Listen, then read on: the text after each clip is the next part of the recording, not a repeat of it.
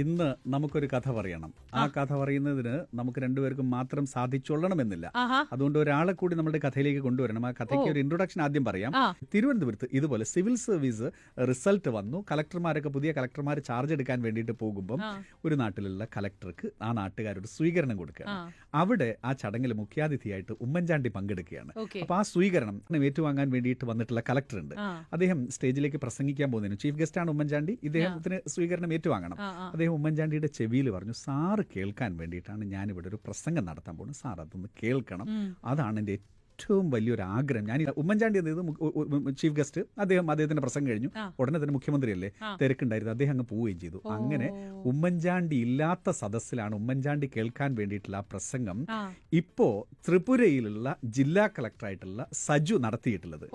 അപ്പൊ ആ പ്രസംഗം എന്തായിരുന്നു അന്ന് സജു അവിടെ നടത്താൻ, ഉമ്മൻചാണ്ടിയെ കേൾപ്പിക്കാൻ ഉദ്ദേശിച്ചിരുന്ന പ്രസംഗം എന്നുള്ളത് ആ ത്രിപുര കളക്ടറിൽ നിന്ന് തന്നെ നേരിട്ട് അറിയാൻ സാധിക്കും. നമസ്കാരം സജു. നമസ്കാരം സജു. നമസ്കാരം. ത്രിപുരയിലെ ഏത് ഭാഷയിലായിരിക്കും നിങ്ങൾ നാട്ടുകാരോട് സംസാരിക്കുന്നുണ്ടാവുക? ഞങ്ങളിവിടെ കൂടുതലും ബംഗാളി ഭാഷയാണ് സംസാരിക്കുന്നത്. പിന്നെ ബാക്കിയെല്ലാം ട്രൈബൽ ലാംഗ്വേജ് ഉണ്ട്, ഹിന്ദിയും ഉപയോഗിക്കാറുണ്ട്. ഓക്കെ. ആ പ്രസംഗത്തിന്റെ എന്തായിരുന്നു ഉമ്മൻചാണ്ടിയെ കേൾപ്പിക്കാൻ ഉദ്ദേശിച്ചിരുന്നത്? ഒഡീഷ ത്രിപുരയിലെ ജില്ലാ കളക്ടർ എന്നത് നേരിട്ടൊന്ന് ജനങ്ങളോട് പറയണം. ഞാൻ 2007 എഞ്ചിനീയറിംഗ് പാസ് ഔട്ട് ആകുന്നത്. മോഡൽ എഞ്ചിനീയറിംഗ് കോളേജ് എന്ന് പറഞ്ഞിട്ട് തൃക്കാക്കരയുള്ള കോളേജിൽ നിന്ന് പാസ് ഔട്ട് ആകുന്നത്. അപ്പൊ അതിനകത്ത് നമുക്ക് അന്ന് സ്വാശ്രയ നിയമം കാരണം നമ്മുടെ ഫീസ് ഇച്ചിരി കൂടുതലായിരുന്നു. നമ്മുടെ ബാച്ച് മാത്രം സർക്കാർ സ്വാശ്രയ കോളേജ് ആണെങ്കിലും നമ്മുടെ ഫീസ് ഇച്ചിരി കൂടുതലായിരുന്നു. സീനിയേഴ്സിനും ജൂനിയേഴ്സിനും കുറവായിരുന്നു. അപ്പൊ ഇപ്പം എഡ്യൂക്കേഷൻ ലോണൊക്കെ ഉണ്ട്. അപ്പൊ ലോണ് മിക്കവാറും ഫീസ് അടയ്ക്കാനുള്ള കാശം ഇതേ കിട്ടത്തുള്ളൂ. പക്ഷെ ബാക്കിയുള്ള ചെലവെല്ലാം കൂടെ ചേർത്തിട്ട് നല്ല ചെലവാകും. ഫൈനൽ ഇയർ ആയപ്പോഴത്തേക്ക് സാമ്പത്തികമായിട്ട് ഒട്ടും മുന്നോട്ട് പോകാൻ പറ്റാത്ത ഒരു അവസരത്തില് ഉപ്പ പറഞ്ഞതാണ്, ജനസമ്പർക്ക പരിപാടിയൊക്കെ നടക്കുന്ന സമയത്ത് അപ്പൊ മുഖ്യമന്ത്രിക്ക് ഒരു കത്ത് എഴുതാം.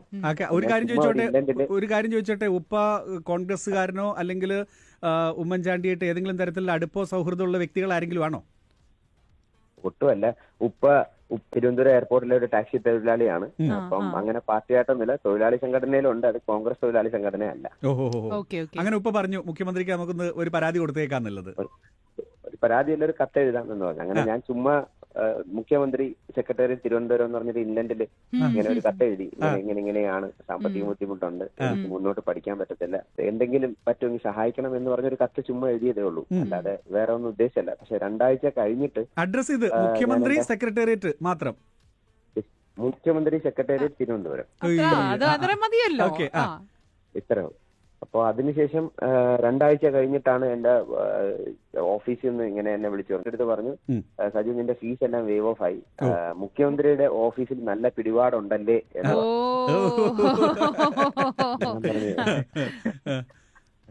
അങ്ങനെയാണ് എന്റെ ഫൈനൽ ഇയർ കഴിഞ്ഞത്. പക്ഷെ അപ്പോഴൊന്നും ഞാനൊരു നന്ദി അദ്ദേഹത്തിന് പറയാനോ ഒരു കത്തെഴുതാനോ ഞാൻ ശ്രമിച്ചിട്ടില്ല.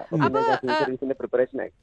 സജു എന്ന ഒരു സ്റ്റുഡന്റിന് മാത്രം അങ്ങനെ ഒരു ഇളവ് അത് എങ്ങനെ സാധിച്ചു? ഇതൊക്കെയാണ് ചോദ്യം. എങ്ങനെ സാധിച്ചെന്ന് എനിക്ക് അറിയില്ല. അപ്പൊ ഞാനൊരു ജില്ലാ കളക്ടറാണ് ഇപ്പോ. എന്റെ അടുത്ത് ഇങ്ങനെ ഒരു സാധനം വരികയാണെങ്കിൽ ഞാൻ സ്വാഭാവികമായി ചെയ്യുന്നത്, ഞാൻ എന്റെ ബാക്ക്ഗ്രൗണ്ട് ചെക്ക് ചെയ്യും, ആരാണ് ആപ്ലിക്കന്റ് എന്ന് ചെക്ക് ചെയ്യും, അയാളുടെ സാമ്പത്തിക സ്ഥിതി ചെക്ക് ചെയ്യും, ജെന്യൂൻ ആണോ എന്ന് ചെക്ക് ചെയ്യും, ഇങ്ങനെ ഒരു സഹായം ചെയ്താൽ എന്തൊക്കെ ഇമ്പാക്ട് ഉണ്ടെന്ന് ചെക്ക് ചെയ്യും. അതൊരു 3-4 മാസം എടുക്കും. പിന്നെ എവിടെ നിന്ന് പൈസ ഉണ്ടാക്കണം, ഇതെല്ലാം ചെയ്യും. പക്ഷെ അന്ന് അദ്ദേഹം ഇതൊന്നും ചിന്തിച്ചിട്ടില്ല. അദ്ദേഹം നേരെ എന്റെ കോളേജിൽ വിളിച്ചു പറഞ്ഞു, ഫീസ് വേവ് ഓഫ് ചെയ്യാൻ പറഞ്ഞു. 2 ആഴ്ചക്കുള്ളിൽ വേവ് ഓഫ് ആയി. അതുകൊണ്ടാണ് എനിക്കൊരു അത്ഭുതമായി തോന്നിയത്. എനിക്ക് തോന്നുന്ന ഒരു പക്ഷേ സജു മുഖ്യമന്ത്രിയാകുമ്പോൾ മുഖ്യമന്ത്രിക്ക് അതിൻ്റെതായിട്ടുള്ള മെക്കാനിസം ഉണ്ടാവും. സജു പറഞ്ഞിട്ടുള്ളത് സത്യം തന്നെയാണോ എന്നുള്ളത് ഒരു ഫോൺ കോളിൽ മുഖ്യമന്ത്രിക്ക് അന്വേഷിച്ച് കണ്ടെത്താവുന്നതേ ഉള്ളൂ, വേണം എന്നുണ്ടെങ്കിൽ. തീർച്ചയായിട്ടും. ഒരു പക്ഷേ അത് എന്റെ വീട്ടിലൊരു തിരക്കും ആരും തിരക്കി വന്നിട്ടില്ല, എന്റെ അടുത്ത് ആരും അന്വേഷിച്ചിട്ടില്ല. ഞാൻ അദ്ദേഹം പറഞ്ഞപ്പോഴാണ് ഇത് മുഖ്യമന്ത്രിയുടെ ഓഫീസിൽ നിന്നുള്ള കോള് കാരണമാണ് ഇങ്ങനെ സംഭവിച്ചത്. അല്ല, ഇതിൽ എയർപോർട്ടിൽ ടാക്സി ഓടിച്ച് നടക്കുന്ന ഒരാളാണ് ഫാമിലി എന്നുള്ളതും നിങ്ങളുടെ ഫാമിലി ബാക്ക്ഗ്രൗണ്ടും നിങ്ങളുടെ എഡ്യൂക്കേഷണൽ ബാക്ക്ഗ്രൗണ്ടും ഒരു പെട്ടെന്ന് തന്നെ ഒരു ചെക്കിലൂടെ കണ്ടെത്തിയിട്ട്, കാരണം ആ പെട്ടെന്ന് തന്നെ തീരുമാനം നടപ്പിലാക്കിയില്ലെങ്കിൽ സജു എന്നുള്ള സ്റ്റുഡന്റിന് അന്നൊരു പക്ഷേ എഡ്യൂക്കേഷൻ കംപ്ലീറ്റ് ചെയ്യാൻ പറ്റിക്കൊള്ളണമെന്നില്ല. തീർച്ചയായിട്ടും. ഒരൊറ്റ കത്തിന്റെ പുറത്ത് വേറൊന്ന് പോയി കാണുകയോ വേറെ ശുപാർശയോ വേറെ MLA കാണോ ഒന്നും ചെയ്യാതെ ഫീസ് വേവ് ഓഫ് ചെയ്തു. അങ്ങനെ എഞ്ചിനീയറിംഗ് പാസ്സാവുകയും ചെയ്തു. അപ്പൊ സജു നേരിട്ട് പിന്നെ അത് കഴിഞ്ഞിട്ട് അദ്ദേഹത്തിനെ കാണാനുള്ളൊരു സാഹചര്യമോ അങ്ങനെ എന്തെങ്കിലും ഉണ്ടായിട്ടുണ്ടോ? ഒരിക്കലും ഇല്ല.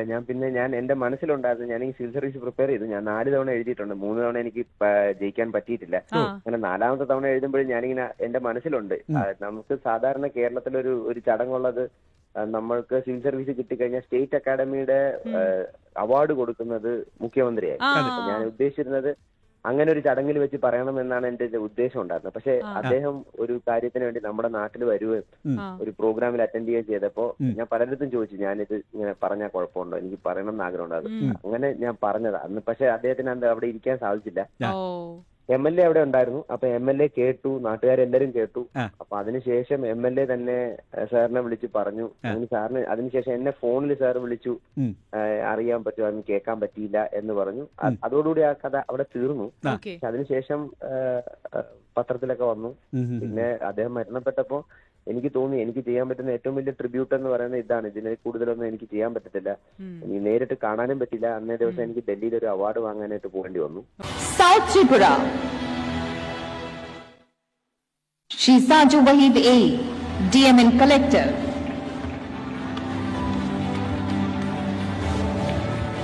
അതും ഒരു ഇതായിരുന്നു, നിമിത്തം പോലെ. അദ്ദേഹത്തിന്റെ മരണ ദിവസം തന്നെ ഞാൻ എന്റെ ജില്ലയ്ക്കുള്ള മികച്ച ജില്ലയ്ക്കുള്ള ഒരു അവാർഡ് വാങ്ങാൻ ഡൽഹിയിൽ, അതും രാഷ്ട്രപതിയുടെ കയ്യിൽ നിന്ന് അവാർഡ് വാങ്ങുമായിരുന്നു.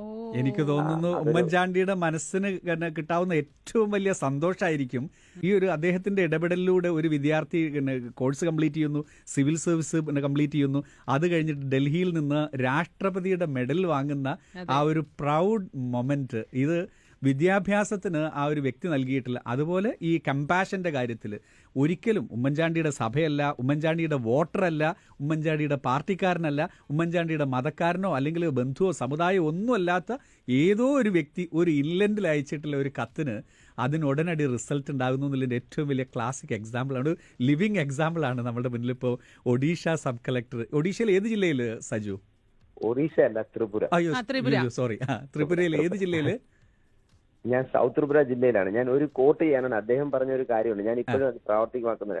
1000 പേർക്ക് ഒരു ഉപകാരം ചെയ്യുമ്പോ ഒരു 800 പേർക്ക് ഉപകാരം കിട്ടുമെങ്കിൽ അതങ്ങ് ചെയ്തേക്കണം. അതിനകത്തൊരു 200 പേർക്ക് ഫ്രോഡായിട്ട് വന്നാലും ആ 800 പേർക്ക് കിട്ടുമല്ലോ എന്നുള്ള ഇതില്. അത് തന്നെയാണ് ഞാൻ ഇപ്പോഴും ഇവിടെയും എന്റെ പ്രവൃത്തി മണ്ഡലത്തിൽ ഞാൻ അത് തന്നെയാണ് സ്വീകരിക്കുന്നത്. ചെയ്യാൻ പറ്റുമെങ്കിൽ ചെയ്യണം. അതിനകത്ത് ഇനി ബാക്കി ഡീറ്റെയിൽസ് ഒക്കെ നോക്കി വന്ന് ജെന്യൂൻ ആണോ നോക്കുന്നതിന് പകരം കുറച്ചു പേര് കൊണ്ടുപോകുമായിരിക്കും, പക്ഷെ ജെന്യൂൻ ആയിട്ടുള്ള കുറച്ചു പേർക്ക് ഇങ്ങനെ കിട്ടുമല്ലോ. അത് തന്നെയാണ് ഞാൻ ഇപ്പോഴും ശ്രമിക്കുന്നത്. അദ്ദേഹത്തിന്റെ അതേ ഇത് തന്നെ. ഞാൻ മുഖ്യമന്ത്രിയായിരുന്ന സമയത്ത് എനിക്ക് യാതൊരു പരിചയവുമില്ലാത്ത ഒരു കുട്ടിയുടെ കത്ത്. എന്റെ അച്ഛൻ്റെ തൊഴിലാളിയാണ്. ഞാൻ പഠിക്കുന്നു, പഠിക്കാൻ സമർത്ഥനാണ്. ആ ചെറിയ ഫീസ് പോലും കൊടുക്കാൻ അച്ഛന് സാധിക്കുന്നില്ല. അതുകൊണ്ട് എന്റെ വിദ്യാഭ്യാസം നിന്നു പോകും എന്ന് ഞാൻ സംശയിക്കുന്നു എന്ന് പ്രിൻസിപ്പളിനെ വിളിച്ച് ഞാൻ നേരിട്ട് പറഞ്ഞു. ഇങ്ങനൊരു കത്തെനിക്ക് കിട്ടിയിട്ടുണ്ട്. ആ കുട്ടിയുടെ ഫീസ് അടയ്ക്കണമെന്നുണ്ടെങ്കിൽ അത് ഇവിടെ നിന്ന് അടച്ചോളാം, ആ കുട്ടിയോട് ഇനി ചോദിക്കുന്നത് എന്ന് പറഞ്ഞു. 1-2 വർഷം കഴിഞ്ഞ് സിവിൽ സർവീസിൽ ഉന്നത വിജയം നേടിയവരെ അനുമോദിക്കാൻ വേണ്ടി ഒരു യോഗം വിജയിയുടെ നാട്ടിൽ വെച്ച് നടക്കുക. വിജയിയെ പ്രത്യേകം അഭിനന്ദിച്ചു. ഈ വിജയിച്ച കുട്ടി വന്നതിനോട് പറഞ്ഞു, യോഗപ്രധാനം വന്നിരിക്കാൻ പറ്റുമോ, എന്റെ മറുപടി പ്രസംഗം കൂടെ കേൾക്കാൻ പറ്റുമോ എന്ന് ചോദിച്ചു. വളരെ തിരക്കായി മറ്റൊരു പരിപാടി അപ്പോഴത്തേക്ക് സമയമായതുകൊണ്ട് ഞാനിങ്ങനെ പോരേണ്ടി വന്നു. പക്ഷെ അത് കഴിഞ്ഞ് ഞാൻ അറിഞ്ഞു, ഞാൻ അന്ന് ആ വിളിച്ചു പറഞ്ഞ ഫീസിന്റെ കാര്യം പറഞ്ഞ ആ കുട്ടിയാണ്. അത് പറയാൻ വേണ്ടിയായിരുന്നു എന്നോട് അവിടെ ഇരിക്കാൻ പറഞ്ഞത്. പക്ഷെ അങ്ങനെ ഞാൻ പ്രതീക്ഷിച്ചില്ല. ഞാൻ പെട്ടെന്ന് പോകേണ്ടി വന്നു. പക്ഷെ എന്നെ സംബന്ധിച്ചിടത്തോളം ആ കുട്ടി ഈ നിലയിലൊരു വിജയം നേടി എന്ന് പറഞ്ഞപ്പോ എനിക്ക് വളരെയധികം സന്തോഷം.